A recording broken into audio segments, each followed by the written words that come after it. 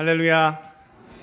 우리 주님의 놀라운 평화가 여러분의 심령과 가정과 일터와 모든 기도의 제목들 위해 함께하기를 축복드립니다. 우리 앞뒤 좌우에 있는 분들과 인사하시겠습니다. 잘 오셨습니다. 은혜 받읍시다.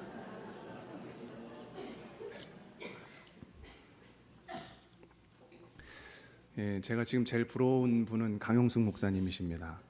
1, 2부 설교를 은혜 가운데 잘 마치시고 처음에 사회를 시작하시면서 얼마나 밝은 목소리로 할렐루야 하시던지 저도 빨리 또 여러분과 은혜를 나누고 또 귀한 은혜의 시간 잘 인도하심 가운데 나누기를 소원하고요. 오늘은 담임 목사님께서 총회 임원 회의차 출타 중이신 관계로 부교역자들이 이렇게 예배를 섬기게 됐습니다. 근데 이 제목을 보니까 제목만으로도 얼마나 은혜가 되는지 모릅니다. 이 주보에 있는 제목들을 보십시오. 제목을 보면 인생이 새로워질 때 여호와는 내 편 되시고 거듭나게 된다. 뭐 연결이 되지 않습니까? 부교역자들이 전혀 짠 거 아니거든요. 제목을 모아 보니까 이렇게 되는 거예요. 정말로 모든 것이 주님의 예비하심이요 또 주님의 은혜인 줄 믿습니다. 그리고 1, 2부도 이미 지나갔지만 강 목사님이 얼마나 귀한 말씀 선포해 주셨는지 모릅니다. 또 인터넷이나 이런 기회를 통해서 들으실 수 있으니까 오늘 또 좋잖아요. 베스킨라빈스도 아닌데 골라 듣는 은혜의 맛이 있으니까 1, 2부도 들어보시고 또 3, 4부도 들어보시고 또 시간 되시는 분은 오클랜드 또 우리 노글레 목사님께서 귀한 말씀 선포해 주시니까 그 풍성한 은혜의 기쁨 가운데 거하는 우리 모두가 될 수 있기를 축복드립니다. 가을입니다. 가을은 풍요의 계절이지요. 얼마 전에 한국은 추석이었습니다. 우리가 이 추석이 되면 이런 덕담들을 서로에게 나누지요. 더도 말고 덜도 말고 한과이만 같아라. 가을은 정말 오곡백과가 무르익는 계절입니다. 한 해의 결실을 맺는 정말 풍요로운 계절이죠. 모든 것이 차고 넘치는 풍족하고 넉넉한 계절입니다. 그래서 이맘때가 되면 이제 한국 아마 가을 들녘은 황금 물결로 아름답게 수놓아져 있겠지요. 상상만 해도 얼마나 마음이 푸근해지는지 모릅니다. 그러나 또 어떻습니까? 가을이라고 사실 모든 것이 다 모든 사람이 다 풍요로움을 누릴 수 있는 것은 아니죠. 얼마 전에 한국에 태풍이 몰려왔습니다. 미국에도 요즘 허리케인들이 자꾸 올라오죠. 또 뉴스에 보니까 그 타파라고 하는 태풍이 또 한국을 가까이 오고 지금 지나가는 것처럼 보이는데 참 걱정이 됩니다. 얼마 전에도 한국에 링링이라는 그 태풍이 지나갔는데 하필 이 추수를 앞둔 농가에 불어 닥쳤습니다. 보통 태풍 하면 이름을 그 친근감 있는 이름을 붙여요. 왜냐하면 이 태풍이 워낙 큰 피해를 가져다 주죠. 그래서 이름이라도 조금 온순하게 붙여서 좀 탈 없이 지나가라는 마음을 거기에 담습니다. 링링이라는 이름도 참 정감 있는 이름이죠. 무슨 뜻인지 몰라도 링링하면 뭐 이렇게 화가 나거나 이러진 않잖아요. 좀 귀엽고 아기자기한 이름으로 다가오는데 찾아보니까 홍콩에서 이름을 붙인 거고요. 사랑하는 애인을 부르는 애칭이라고 합니다. 그러니까 태풍이 워낙 싸나우니까 링링 이렇게 불어가면서 좀 봐줘 이런 마음으로 이제 태풍에 이름을 붙이는 거죠. 그 타파라는 이름도 제가 찾아보니까 뭐 타파 다 때려 부셔 뭐 이런 이름인 줄 아는데 한국말이 아니고요. 말레이시아에서 붙였더라고요. 무슨 메기과의 민물고기의 이름이 타파랍니다. 그러니까 이런 날씨가 쌀쌀해지면 메기 한 마리 잡아가지고 고춧가루 뿌려서 지글지글 끓여서 먹으면 얼마나 맛이 있고 좋습니까? 뭐 그런 분위기를 담아서 이름을 붙이는 거죠. 그런데 이 뭐 링링, 타파 이렇게 아무리 이름을 붙여도 태풍은 태풍인지라 많은 피해를 안겨다 주죠. 그래서 링링도 지나가면서 뉴스를 이렇게 보니까 이 농부들이 밤잠 못 자가면서 한 해 동안 피땀 흘려 그렇게 정성스럽게 가꾼 이 농작물들이 다 떨어졌더라고요, 바닥에. 그 화면을 보기만 하고 있는 저도 참 저 뭐 어쩌면 좋아 막 그 가을에 그 사관이 뭐 그냥 그 신문지를 다 싸잖아요. 벌레 먹지 말고 잘 익으라고 다 일일이 싼 것들이 다 땅에 떨어졌더라고요. 그걸 그냥 뉴스로 보고만 있는 저도 저 어떻게 라는 마음이 드는데 정말 그걸 가꾼 농부들의 마음은 얼마나 무너져 내렸을까요? 그런데 문제는 우리의 인생도 그와 같을 때가 있다라는 것입니다. 모든 노력과 수고가 한순간에 수포로 돌아가는 그런 경우를 당할 때가 있죠. 사실 세상에 열심히 살지 않는 사람이 어디 있습니까? 모든 사람이 사실 주어진 상황 속에서 자기 나름대로는 최선을 다하며 살고 있는 거예요. 아기가 태어나면 보이는 특징이 있습니다. 갓난아기의 고사리 같은 손에 무엇이든지 얹으면 아이는 그것을 꽉 이렇게 움켜쥐어요. 이게 사람의 본능입니다. 평생 사람은 무엇인가를 움켜쥐기 위해서 피, 땀, 눈물을 흘리며 그렇게 아등바등 열심히 살아가죠. 더군다나 한국 사람들은 더더욱 어떻습니까? 외국의 한 유명 만화 사이트에서 그 세계은행과 기네스북의 자료를 근거로 해서 각 나라들마다 특징적인 단어를 이렇게 써가며 지도를 만든 지도가 있었는데요. 사우스 코리아 위에 쓰여져 있던 단어는 무엇이었을까요?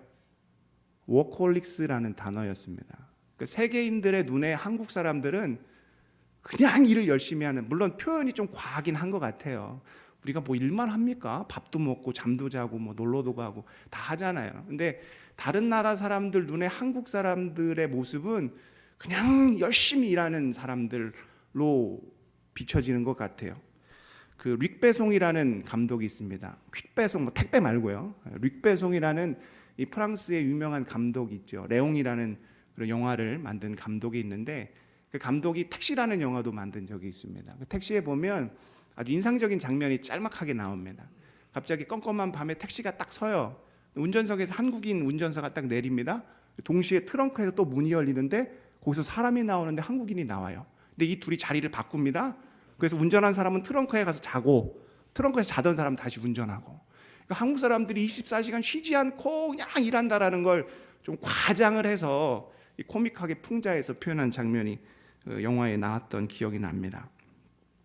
그런데 그렇게 열심히 일을 하며 살아간다고, 쉬지 않고 부지런히 일을 한다고, 모든 주어진 상황 속에 최선을 다한다고 항상 성공하고 항상 꿈을 이룰 수 있는 것은 아니죠. 우리 속담에 공든탑이 무너지랴 라는 말을 하지만 실상은 어떻습니까? 공든탑도 무너질 때가 있고 돌다리도 두드려보면 건넌다고 했는데 두드려본 다리가 또 무너질 때도 있어요. 또 티끌 모아 열심히 모았는데 티끌 모아 티끌이에요. 우리의 삶이 그런 경우를 당할 수 있다라는 것입니다. 마치 가을에 태풍을 만나 한순간에 피땀 흘려 수고하고 헌신한 그 농작물들을 다 잃어버리는 그런 일을 겪는 것처럼 우리 인생 가운데 그런 어려움을 당할 때가 있다라는 것입니다. 그럴 때 우리는 어떻게 해야 할까요? 심리학적 용어에 초점 오류라는 말이 있습니다. 쉽게 말하면 부분적인 것에 너무 몰입한 나머지 이 전체적인 것을 보지 못하는 그런 상황을 빗대어 설명하는 개념인데요. 어떤 하나에 너무 매몰이 되어서 정말 중요한 것들이 옆에 이미 있었고 앞으로도 있을 것인데 그 중요한 것들을 보지 못하고 그 한순간에 당한 그 고통에 너무 매몰되어 있는 상태, 그러니까 초점을 잘못 맞추는 초점 오류라는 개념이 있습니다. 이 사람이 부정적인 신호에 상당히 약하다고 해요. 그래서 한번 상처를 받으면 그 상처가 잘 낫지 않고 그나마 회복되기 위해서는 한 번 상처 받으면 적어도 그거의 5배가 되는 어떤 칭찬과 같은 보상이 있어야 그나마 상처가 희석이 된다고 합니다. 정말 생각해 보면 사람들은 상처에 약한 것 같아요. 고난이 찾아오면 쉽게 무너지고 작은 어려움에도 금방 당황해하고 돌파구를 잘 찾지 못합니다. 그리고는 너무나도 쉽게 인생 전체를 다 그냥 까만색으로 다 칠해버려요. 내 인생은 원래 이렇게 그냥 이런 거야 하면서 인생 전체를 너무 쉽게 까만색으로 칠해버린다는 것입니다. 제가 한국에서 군목으로 있었을 때 군 생활에 적응하지 못하는 어려움을 겪는 장병들을 상담한 적이 있습니다. 사실 부대 부적응이라는 것이 생각보다 심각한 결과들을 낳을 수가 있는데요. 그로 인해 탈영을 한다든지 휴가를 갔는데 복귀를 하지 않는다든지 심각한 경우는 극단적인 선택을 하는 경우도 제가 직접 본 적이 있습니다. 물론 요즘 한국 군대가 예전에 비해서는 기간도 짧아지고 또 많이 편해졌다라고들 생각을 하지만 요즘 친구들 군생활하는 거 보면 마찬가지로 어렵게 군생활을 합니다. 생각해보면 요즘 가정에서 하나 내지 둘밖에 안 낳잖아요. 그럼 가정에서 부모에게 금이야 오기야 귀한 대접 받으며 자랍니다. 근데 갑자기 본인이 원하지도 않았는데 이 갇힌 공간에서 자유도 없이 하기 싫은 일, 익숙하지 않은 일들을 해야 하다 보니까 그것도 험한 소리를 들어가며 계급이 깡패라는 얘기가 있잖아요. 선임들이 어머 후임병님 익숙치 않으시니까 제가 도와드 이런 고참이 어디 있어요? 후임 들어오면 이거 잘 됐다고 깨볶듯이 그냥 달달달달달달 볶아대잖아요. 그러면 이 신병들이 얼마나 힘들어하는지 모릅니다. 그러면 스트레스를 받으니까 그 힘든 것 때문에 갑자기 인생 전체를 까만색으로 막 자기 인생을 칠하게 되는 거죠. 그럴 때 장병들에게 이런 이야기를 해준 적이 있습니다. 지금 힘들다고 인생 전체를 까만색으로 칠하지 마라. 군생활이 아무리 힘들다 한들 그리고 만약에 아무리 어렵다 한들 앞으로 지금까지 살아온 날과 앞으로 살아갈 날을 생각해 보면 이거 찰나의 순간밖에 되지 않는다. 너가 살아온 인생, 살아갈 인생을 다 합하면 지금 군생활은 40분의 1도 되지 않는다. 그렇죠? 요즘 여러분 수명이 얼마나 길어졌습니까? 요즘 몇 세 인생? 100세 인생이라고 하죠. 오늘도 이따 오클에 오후 3시에 추석 경로 잔치가 있어요. 가보면 이제 여러 가지 일을 할 텐데 우리 다른 두 목사님들은 시작기도 하시고 마침기도 하신대요. 그리고 저보고는 노래를 부르래요. 그것도 찬송가 말고 트로트 부르래요. 가만히 생각해 보니까 저도 기도보다는 트로트가 제가 어울리는 것 같긴 해요. 그럼 이제 이따가 이제 어르신들 좋아하라고 뭐 어떤 노래를 불러야 됩니까? 60세에 저세 뭐 이런 거 내 나이가 이런 거 불러야 되지 않겠습니까? 막 부르면서 이제 같이 이제 교제를 나눌 텐데 우리 어르신들 꼭 버스도 있으니까 참여하셔서 교제 시간 가지면 좋겠고요. 어르신들 이제 수명도 늘어나고 요즘 기대 수명이 많이 늘어났기 때문에 100세 시대 막 하잖아요. 뭐 많이 양보해서 80까지 산다고 쳐도 그 2년이라는 시간이 비율로 따지면 2.5%밖에 안 돼요. 근데 그 순간의 찰나에 그 감당할 수 없는 고통 때문에 인생 전체를 망치는 그런 선택을 하는 안타까운 경우들이 있다라는 거죠. 그러니 그러지 말라. 지금의 이 어려움을 가지고 인생 전체를 까만색으로 다 칠해버리지 말아라. 그리고 이 까만색 지금 어려움의 순간이 나중에 인생 전체를 보면 그 아름다운 인생의 그림을 차지하고 있는 소중한 부분이 될 거다. 여러분 여기 메트로폴리탄이나 이런 미술관 이런 데 가보십시오. 아무리 멋있는 그림이라 할지라도 다 파란색, 다 하얀색, 다 핑크색으로 칠해져 있지 않아요. 그러면 오히려 더 그림 뭐 좋은 그림처럼 보이지 않습니다. 다양한 색깔을 써서 그려야 이 명화가 되고 명품이 되는 것처럼 때로는 인생에서도 까만색이 필요할 때가 있다라는 거죠. 프랑스의 베르베르 베르나르라는 유명한 소설가가 있습니다. 개미라는 책으로 많은 사람들의 인기를 얻고 있는 소설가인데요. 근데 지금 그의 그 성공적인 그런 삶과는 상반되게 그는 어린 시절에 상당히 우울한 그런 시기를 보냈다라고 합니다. 학교 생활도 잘 적응하지 못하고 친구들과도 잘 어울리지 못하고 심지어는 본인에게 심각한 질병이 있었다고 해요. 뼈에 문제가 있어서 그 청소년 시기 15살을 전후해서 목발 짚고 이렇게 생활할 수밖에 없었다라고 이야기를 합니다. 몸도 약하고 친구도 없고 그렇게 외롭고 우울한 나날들을 보내던 그를 유일하게 위로해 준 것이 있었는데 글쓰기와 책 읽기였다고 합니다. 그를 둘러싸고 있는 모든 것들은 다 부정적인 것이었어요. 우울하고 슬프고 어두운 것들 뿐이었지만 그는 결코 거기에 매몰되지 않았습니다. 아주 희미했지만 그럼에도 불구하고 그를 비추고 있던 작은 불빛을 바라봤어요. 그리고 그렇게 책 읽기와 글쓰기를 붙잡았고 그것이 그를 살게 했고 많은 사람들에게 유익을 주는 인생을 지금 살고 있다라는 것이죠. 하물며 어떤 사람은 책 읽기와 글쓰기를 붙잡고도 살아가는데 우리 그리스도인 믿음의 사람들 옆에는 누가 계십니까? 여호와 하나님께서 늘 우리와 함께 하시고 우리를 지켜 보호하고 계신다라는 거예요. 여러분 믿으십니까? 시편 118편 5절 말씀을 보십시오. 이렇게 고백합니다. 내가 고통 중에 여호와께 부르짖었더니 여호와께서 응답하시고 나를 넓은 곳에 세우셨도다. 시편 118편은 다윗이 썼습니다. 다윗이 지금 처한 상황을 그가 고백하고 있죠. 그가 어떤 상황 가운데 있다라는 거예요? 고통 중에 있다라는 거예요. 낙심과 절망, 감당할 수 없는 슬픔과 아픔 가운데 지금 다윗이 처해 있다라는 것입니다. 그 이후에 10절과 11절에 이 고통을 더 구체적으로 표현합니다. 어떻게 표현합니까? 10절에 문나라가 나를 애워쌌으며 내가 여호와의 이름으로 그들을 끊으리로다. 11절에 그들이 나를 애워싸고 애워쌌으니 내가 여호와의 이름으로 그들을 끊으리로다. 지금 한 사람도 아닌 어떤 무리가, 그것도 아닌 한 나라의 군대가, 문 나라의 군대들이 지금 다윗을 공격하려고 애워싸고 있다라는 거예요. 생각해 보십시오. 이거 어떻게 감당할 수가 있습니까? 이길 방법이 있기는커녕 도망갈 방법, 정말 잘못하다가는 뼈도 못 추리는 그런 상황 가운데 있게 된 것이죠. 그야말로 사면초가의 상황 가운데 그가 놓여져 있었습니다. 사실 다윗, 그의 인생을 보면 얼마나 파란만장한 삶을 살았습니까? 성경에 기록된 그의 인생을 보면 정말 말로 다 할 수 없는 고통과 어려움 가운데 있었음을 우리가 봅니다. 그래서 그가 또 남긴 다른 시편인 시편 27편에 이런 고백을 우리에게 들려주죠. 27편 2절 말씀입니다.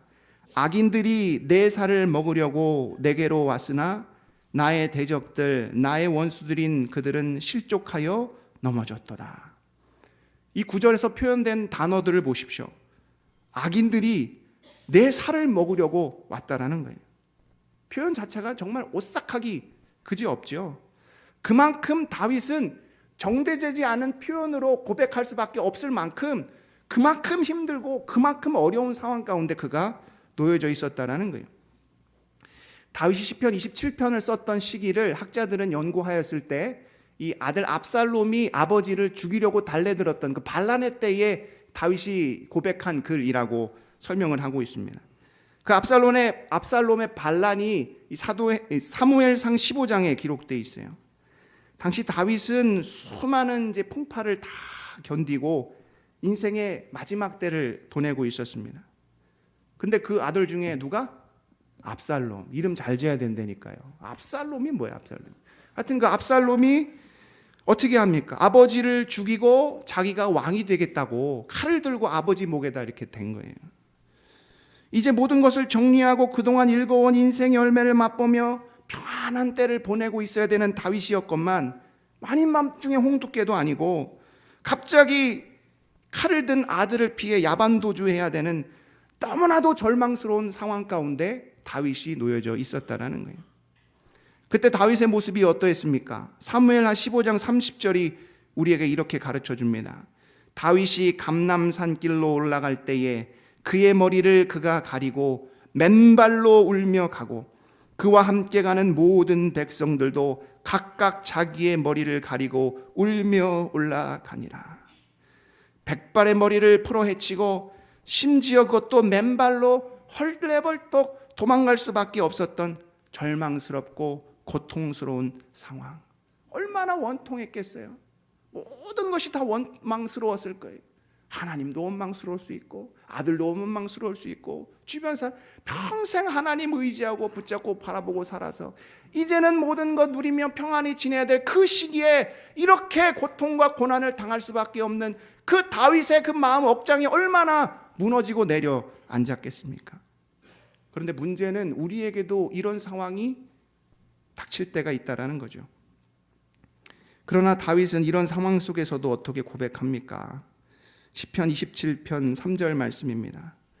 군대가 나를 대적하여 진칠지라도 내 마음이 두렵지 아니하며 전쟁이 일어나 나를 치려 할지라도 나는 여전히 대언하리로다. 여러분의 고백이 되시기를 주님의 이름으로 축복드립니다. 이런 말도 안 되는 상황이 벌어진다 할지라도 다윗 괜찮다는 거예요. 아무 걱정 없다라는 겁니다. 군대가 공격을 하든 미사일이 날아오고 핵폭탄이 터져지고 항공모함이 그를 둘러싸고 그를 공격한다 할지라도 평안할 수 있다라는 거죠. 왜 그렇습니까? 그 평안의 이유, 평안의 근거가 뭐예요? 무엇이 그를 그렇게 평안할 수 있게 해준다는 것입니까? 시편 27편 1절 말씀입니다. 우리 다 같이 읽어볼까요? 시작. 여호와는 나의 빛이요 나의 구원이시니 내가 누구를 두려워하리요. 여호와는 내 평강의 능력이시니 내가 누구를 무서워하리요. 아멘. 여호와만 내 편 되어 주시면, 주님만 나와 함께 해 주시면 괜찮다. 무엇이 무섭고 무엇이 두렵고 무엇이 떨리겠느냐? 다윗은 그래서 계속 이렇게 고백합니다. 시편 27편 4절 말씀에 내가 여호와께 바라는 한 가지 일 그것을 구하리니 곧 내가 내 평생에 여호와의 집에 살면서 여호와의 아름다움을 바라보며 그의 성전에서 사모하는 그것이라. 결국 환난 날에 그를 건지시고 고난과 어려움을 이해하시고 견디게 하시고 이기게 하시는 것은 여호와 하나님, 천지의 주제이시오 만물을 주관하시는 하나님이시기 때문에 주님만 내 옆에 계시면, 주님만 나와 함께 하시면, 내가 주님만 바라볼 수 있으면 그것으로 족하다는 거예요. 내가 주님 계신 그곳에 영원히 거하기를 원한다라는 것입니다. 그래서 여러분 지금 어디에 나와 계신 겁니까? 주님이 거한 주님의 성전, 이곳에 나와 계신 거지요. 어떠한 근심과 걱정과 염려가 여러분을 짓누르고 억누른다 할지라도 주님 바라보실 수 있기를 주님의 이름으로 축복드립니다. 주님이 이기게 하시고 주님이 승리하게 하십니다. 세상 사람 다 필요 없고 세상 소망 다 필요 없어요. 주님만 내 편 되어주시면 그 권능의 손으로 말미암아 위대한 승리를 우리가 누리며 나아갈 수 있게 된다는 것입니다. 성경에서 이와 같은 고백을 드린 인물이 또 있지요. 그가 누구입니까? 유명한 바울입니다. 요즘 T성경 공부에서 바울을 묵상하고 있는데 얼마나 은혜가 되는지 몰라요. 근데 바울이 결코 쉬운 인물이 아니거든요. 그리스 유적지에 가보면 철학자들 반신상이 쫙 이렇게 놓여 있는데 거기에 바울의 반신상도 있대요. 가봤어야죠. 있답니다. 예, 있답니다. 그만큼 사람들이 생각하기를 바울의 사상이 참 심오하고 놀랍다 여기는 거죠. 그런 바울을 연구해서 은혜를 나누는 것이 하나님에게 저에게 달란트를 정말 안 주셨는데 이 달덩이처럼 동그란 얼굴 빼놓고는 아무것도 주신 게 없어요. 이 안 좋은 머리로 바울을 이해하려니까 얼마나 머리에서 막 쇠 굴러가는 소리가 나는지 모릅니다. 그래도 준비하면 준비할수록 부어주시는 은혜가 얼마나 놀랍고 귀한지 몰라요. 그런 바울이 우리에게 이런 고백을 들려줍니다. 고린도후서 4장 8절에서 10절입니다. 우리가 사방으로 우겨쌈을 당하여도 쌓이지 아니하며 답답한 일을 당하여도 낙심하지 아니하며 박해를 받아도 버림받지 아니하며 거꾸러뜨림을 당하여도 망하지 아니하고 우리가 항상 예수의 죽음을 몸에 짊어짐은 예수의 생명이 또한 우리의 몸에 나타나게 하려 함이라. 바울이 얼마나 많은 인생의 고난을 겪었습니까? 더군다나 바울은 하나님의 일을 하려 했던 거예요. 억울하게 그지가 없어요. 하나님의 일을 하고 주님의 일을 하려 했건만 박해당하고 고난당하고 억울한 일 당하고 막 감당할 수 없는 상처와 울분이 그 안에 가득할 수 있었다라는 거예요. 그럼에도 불구하고 바울이 고백하는 게 무엇입니까? 인간적으로 감당할 수 없는 그 억울한 일들을 당하였지만 그러나 견딜 수 있었다라는 거예요. 왜? 보니까 그 누구의 생명이 그 안에 있어요? 예수의 생명이 그 안에 있다라는 것을 바울이 깨닫고 고백하게 돼요. 아, 그렇구나. 결국 나를 살리는 건 그 무엇이 아니라 내 안에 이미 거하시는 예수, 예수의 생명이 나를 살리는 것이구나. 바울은 그런 고백을 들려주었다라는 것입니다. 바울은 그래서 또한 이런 고백을 들려줍니다. 로마서 8장 35절에 37절 말씀. 누가 우리를 그리스도의 사랑에서 끊으리요? 환난이나 곤고나 박해나 기근이나 적신이나 위험이나 칼이랴. 기록된 바 우리가 종일 주를 위하여 죽임을 당하게 되며 도살당할 양같이 여김을 받았나이다 함과 같으니라. 같이 읽어볼까요? 시작. 그러나 이 모든 일에 우리를 사랑하는 이로 말미암아 우리가 넉넉히 이기느니라. 이 위대한 승리의 고백이 여러분의 고백되기를 축복드립니다. 그 무엇으로도 주님의 사랑에서 우리를 끊을 수가 없다는 거예요. 주님이 내 편 되어주시고 주의 생명이 이미 내 안에 계시기 때문에 주님의 능력을 의지하면 모든 것 능히 견디고 이길 수 있는 힘을 주 안에서 누릴 수 있게 된다는 것입니다. 이 얼마나 놀라운 고백인지요. 이 로마서는 특별히 바울이 그의 신학, 그의 사상을 집대성한 책이에요. 전도 여행을 1차, 2차, 3차 그리고 마지막 로마로 가기 직전에 그가 로마 교회 교인들을 향하여 자기가 경험했던 신앙의 고백들을 축적하여서 보낸 편지가 로마서입니다. 그 수많은 사역들, 정말 산전수전, 공중전, 우주전 겪지 않은 많은 수많은 일을 겪으면서 바울이 내린 결론이 그거예요. 하나님이 내 편 되어 주시면 내가 넉넉히 이길 수 있다. 그 무엇으로도 우리를 주님의 사랑에서 끊을 수 없다라는 거예요. 사랑하는 성도 여러분, 무엇이 우리를 살게 합니까? 무엇이 우리를 견디고 이기고 승리하게 합니까? 다른 길은 없습니다. 다른 방법은 없어요. 결국 하나님입니다. 주님을 회복하는 길이 모든 것을 회복하는 길이에요. 오늘 이 중요한 사실을 말씀이 가르쳐주고 있죠. 오늘 말씀 시편 118편 6절에 여호와는 누구 편이라고요? 여러분 편입니다. 내가 두려워하지 아니하리니 감히 사람이 되게 어찌할까? 사람이 나를 어떻게 할 수 없다라는 거예요. 왜? 우리 주님 다 아시니까. 우리 주님 내가 지금까지 어떻게 살아왔는지 다 아시니까. 그리고 끊을 수 없는 사랑으로 나를 포기할 수 없으시다고 하니까. 우리 하나만 기억하면 됩니다. 여호와가 내 편이시라고. 내 삶은 아신다고.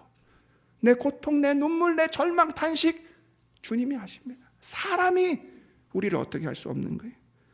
7절에 여호와께서 내 편 되사 나를 돕는 자들 중에 계시니 그러므로 나를 미워하는 자들에게 보응하시는 것을 내가 보리라. 여호와가 내 편 되시기 때문에 내 삶의 모든 것 주님이 다 갚아주신다는 거예요. 어떤 사람이 이런 시를 썼습니다. 전문 시인이 아니고 아주 아마추어 시인인 것 같아요. 아름다운 당신의 몸과 마음에 삶의 상처로 수많은 구멍이 생겨서 이제 다시는 메우지 못해도 순풍 불어오는 어느 멋진 날엔 우리 모두를 행복하게 만드는 아름다운 멜로디가 연주될 거예요. 이 시의 제목은 하모니카입니다. 우리가 인생을 살면서 감당할 수 없는 고통과 아픔 가운데 우리 가운데 큰 구멍이 난 것처럼 보인다 할지라도 주님이 내 편 되어 주셔서 성령의 바람을 불어넣어 주시면 우리의 인생 가운데 하나님을 찬양하는 아름다운 찬양 고백이 울려 퍼지게 될 것입니다. 이 고백이 저와 여러분의 고백이 될 수 있기를 주님의 이름으로 축복드립니다. 사랑의 하나님, 감당할 수 없는 인생이 우리를 짓누를 때가 있습니다. 감당할 수 없는 고통이 우리를 집어삼킬 때가 있습니다. 그것들을 쳐다보고 낙심하며 좌절한 인생을 살지 않게 하시고 이미 나와 함께 하시는 내 편 되시는 여호와 하나님 붙잡고 오히려 고난 가운데 감사와 기쁨을 고백하는 예수 생명 내 안에 있음을 선포하는 주의 자녀들 다 되게 허락하여 주시옵소서. 모든 말씀 우리 구주 예수 그리스도의 이름으로 간절히 기도드리옵나이다.